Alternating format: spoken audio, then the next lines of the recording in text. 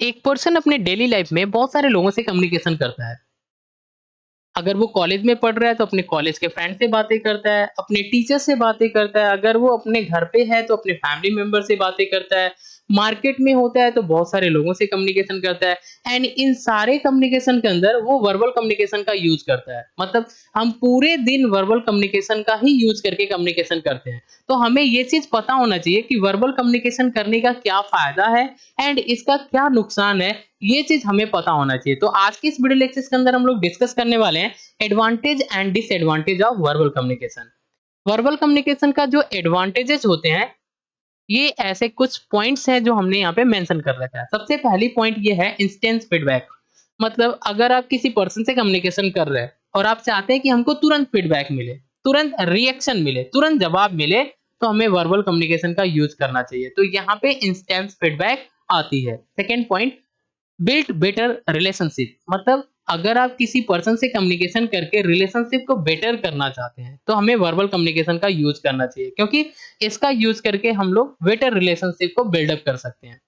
Third point, quick and effective. मतलब verbal communication जो होती है ना, वो काफी क्विकर होती है as compared to other method of communication, और ये इफेक्टिव वे भी होता है जिसके थ्रू हम अपने फीलिंग, थॉट्स या क्रिएटिविटी को शेयर कर सकते हैं।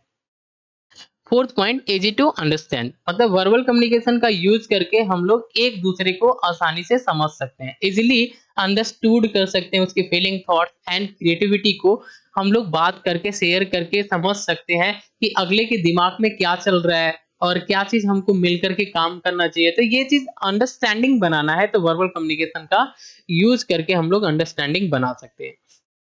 एंड इसके जो डिसएडवांटेजेस होते हैं, सबसे फर्स्ट पॉइंट क्या है, नो परमानेंट रिकॉर्ड। सबसे फर्स्ट पॉइंट ये है इसका डिसएडवांटेज में कि आपने जिससे भी कम्युनिकेशन किया, वर्बली कम्युनिकेशन किया, तो इसका कोई प्रूफ नहीं होती है, ना ही कोई परमानेंट रिकॉर्ड होते कि आपने कम्युनिकेशन क्या किया। सेकेंड पॉइंट, मिसअंडरस्टैंडिंग में अकर। मिसअंडरस्टैंडिंग होने के भी चांसेस होती है अगर आप वर्बल कम्युनिकेशन किसी से कर रहे हैं तो। ये तब आती है, सबसे पहली पॉइंट ये होती है कल्चर डिफरेंस होना। मतलब आप जिस पर्सन से बातें कर रहे हैं उसका कल्चर दूसरा है और आपका कल्चर दूसरा है, तो यहाँ पे मिसअंडरस्टैंडिंग होने की चांसेस होती है। वर्ड का मीनिंग डिफरेंट हो सकता है।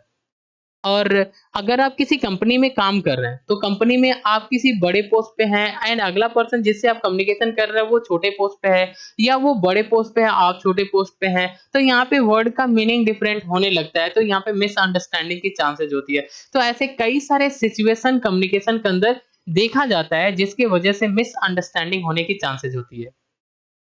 Third point, not suitable for large audience. मतलब आप वर्बल कम्युनिकेशन का यूज करके स्पीच दे रहे हैं तो बहुत सारे ऑडियंस जो आपके सामने होती है, जिसके सामने आप कम्युनिकेशन कर रहे हैं, तो यहाँ पे हमारी कम्युनिकेशन इफेक्टिव नहीं होती है। कई बार ऐसे नॉइज आते हैं, या डिस्टेंस अधिक होता है, या अगला जो है वो लिसन नहीं कर पाता है प्रॉपरली आप क्या बोल रहे हैं। तो मतलब कई सारे ऐसे फैक्टर्स हो सकते हैं जिसकी वजह से हमारी कम्युनिकेशन इनइफेक्टिव होती है। तो लार्ज ऑडियंस के सामने वर्बल कम्युनिकेशन जो होता है वो सुटेबल नहीं होता है। Okay. Fourth point, depend on skill. मतलब वर्बल कम्युनिकेशन का यूज करके अगर आप कम्युनिकेशन कर रहे हैं तो यहाँ पे आपकी कम्युनिकेशन इफेक्टिव होगी या नहीं होगी, ये डिपेंड करता है आपकी कम्युनिकेशन स्किल पे।